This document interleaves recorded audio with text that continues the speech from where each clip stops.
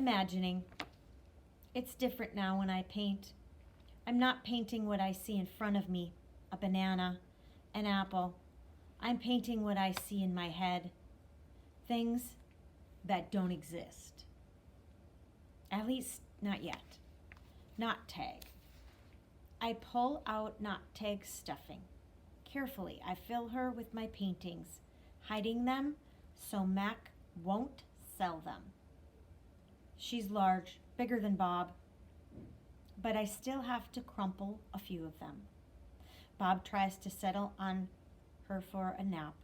You've killed her, he complains. I had to, I say. I miss your stomach, Bob admits. It's so spacious. When Julia arrives, she notices that I've used up my paint and paper. Wow, Julia shakes her head. You are one serious artist, Ivan. One more thing.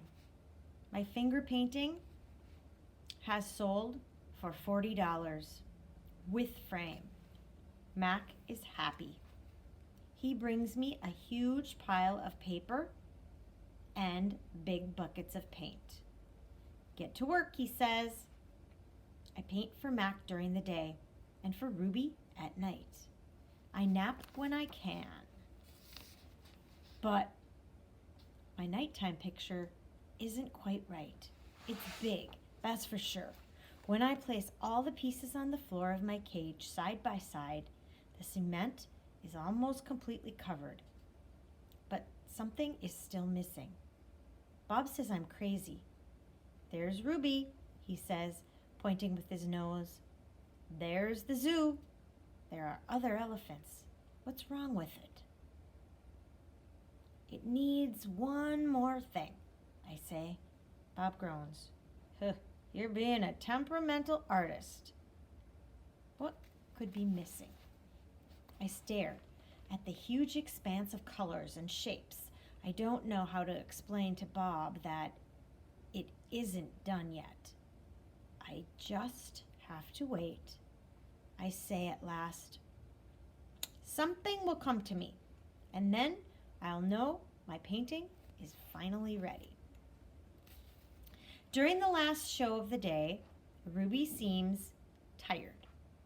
When she stumbles, Mac reaches for the claw stick. I tense, waiting for her to strike back. Ruby doesn't even flinch. She just keeps plodding along, and after a while, Snickers jumps onto her back. 12. I lie on my cage, with Bob on my stomach. We are watching Julia do her homework. She doesn't seem to be enjoying it. I can tell because she is sighing more than usual. Again, for the 100th time, or maybe the 1000th time, I wonder what is missing from my painting. And for the 100th time, or maybe the 1000th time, I don't have any answers. Dad, Julia says, as George passes with a mop, can I ask you a question? May I, George corrects. Ask anyway. Julia glances down at the piece of paper. What is the difference between the word spelled P-R-I-N-C-I-P-A-L and the one spelled P-R-I-N-C-I-P-L-E? The first one is the head of a school, like Ms. Garcia. The second one is a belief that helps you know what is right or wrong. He smiles. For example, it's against my principles to do my daughter's homework for her. Julia groans. If I'm going to be an artist when I grow up, why do I need to know how to spell? With a laugh, George heads off. Poor Julia. I think gorillas get by just fine without learning how to spell. All those endless letters, those sticks and circles and zigs and zags. filling up books and magazines, billboards and candy wrappers. Words. Humans love their words. I leap up. Bob goes flying straight into my pool. A word. You know how I feel about wet feet, Bob yells. He scrambles out of the water, shaking each foot in dismay. I look out my window at the billboard. I can still hear Mac's voice in my head. Come to the Exit 8 Big Top Mall and Video Arcade, home of the one and only Ivan, mighty Silverback. I count to 12, and then I count again, just to be sure. H. I lay out 16 pieces of poster board, 4 down, 4 across, a perfect square. What are you up to? Bob demands. I'm guessing it doesn't involve sleep. It has to do with the billboard. That sign's a monstrosity, particularly since I'm not featured. I grab my bucket of red paint. You're not on the billboard because you're not in the show.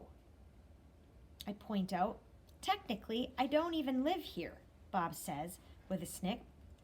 I am homeless by choice. I know, I'm just saying. I study the billboard, then I make 2 flat lines, like broom handles. Another fat line connects them. I stand back. What do you think? What is it? No, wait. Let me guess. A ladder? Not a ladder, I say. A letter. At least, I think that's what they're called. I have to make 3 more. Bob cuddles up next to Knot Tag. Why? He asks, yawning. Because then I'll have a word, a very important word. I dip my fingers into the paint. What word? Bob asks. Home. Bob closes his eyes. That's not so important, he says quietly. Nervous. All day long, I knuckle walk circles around my cage. I'm so nervous I can't nap. I can't even eat. Well, not very much anyway. I'm ready to show Julia what I've made. It has to be Julia. She's an artist. Surely she'll look at my painting. She won't notice the smudges or the tears. She won't care if the pieces don't quite fit together. She'll see past all of it. Surely Julia will see what I've imagined. I watch Ruby trudging sullenly through the 4 o'clock show, and I wonder, what will happen if I fail? What if I can't make Julia understand? But of course, I know the answer. Nothing will happen. Ruby will remain the main attraction at the Exit 8 Big Top Mall and Video Arcade, conveniently located off I-95, with shows at 2, 4, and 7, 365 days a year, year after year after year. Showing Julia. It's time to show my work. The mall is silent except for Thelma, the macaw, who is practicing her new phrase. Uh-oh! Julia is finishing her homework. George is sweeping outside. Mac has gone home for the night. I grab Knot Tag and carefully pull out the folded papers. So many paintings, page after page, piece after piece of my giant puzzle. I pound on my glass and Julia glances over. Fingers trembling, I hold up one of my paintings. It's brown and green, a corner piece. Julia smiles. I display another piece, and another, and another, and another, and a tiny part of the whole. Julia looks confused. But what is it? She asks. She shrugs. It doesn't matter. It's pretty, just as it is. Oh! Uh-oh, says Thelma. No, I think no. It does matter. More paintings. George calls out to Julia. He's done for the night. Grab your backpack, he says, and hurry, it's late. Gotta go, Ivan, Julia says. Julia doesn't understand. I have to find the right pieces. I dig through the pile. They're here somewhere. I know they are. I find one, another one.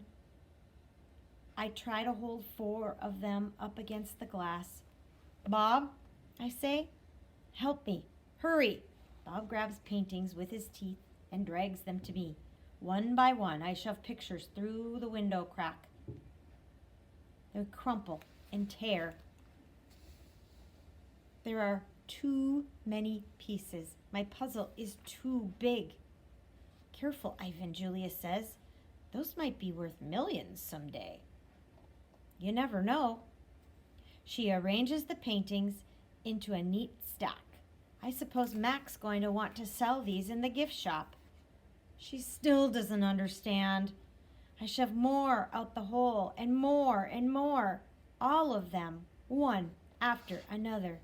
So Ivan's been painting, has he? George says as he puts on his coat. A lot, says Julia with a laugh. A whole lot. You're not taking all those home with you, are you? George asks. I mean, no offense to Ivan, but they're just blobs. Julia thumbs through the towering stack of paintings. They might not be blobs to Ivan. Let's leave those by the office, George suggests. Mac will want to try and sell them. Although, why anyone would pay $40 for a finger painting a 2-year-old could do, I don't know. I like Ivan's work, Julia says. He puts feeling into them. He puts hair into them, George says. Julia waves goodbye. Night, Ivan. Night, Bob. I press my nose against the glass and watch her walk away. All my work, all my planning, wasted. I look at Ruby sleeping soundly, and suddenly I know she'll never leave Big Top Mall. She'll be here forever, just like Stella. I can't let Ruby be another one and only. Chest beating.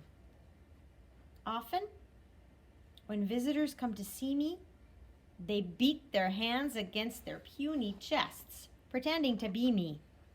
They pound away, soundless, as the wet wings of a new butterfly. The chest beating of a mad gorilla is not something you ever want to hear. Not even if you're wearing earplugs. Not even if you're 3 miles away wearing earplugs. A real chest beating sends the whole jungle running, as if the sky has broken open, as if men with guns are near. Angry. Thump. The sound, my sound, echoes through the mall. George and Julia spin around. Julia drops her backpack. George drops his keys. The pile of pictures goes flying. Thump, thump, thump. I bounce off the walls. I screech and bellow. I beat and beat and beat my chest. Bob hides under knot tag, his paws over his ears. I'm angry at last. I have someone to protect.